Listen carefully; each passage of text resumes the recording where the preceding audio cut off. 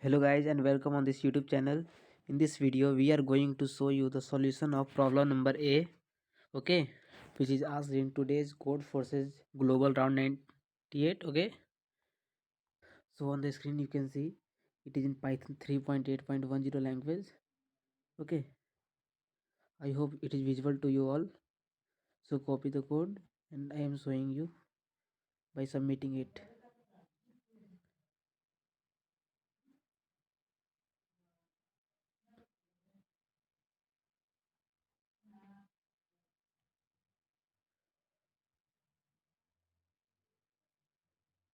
So on the screen you can see my pretest passed. I hope this video will be helpful. If you have not subscribed to this channel, so subscribe now. This is the solution of problem number A. So first try by yourself. This is the problem description and the code I have shown you, okay. So see you in next video. मिलते हैं next video में, तब तक के लिए bye bye. Don't forget to subscribe us, okay. Thank you.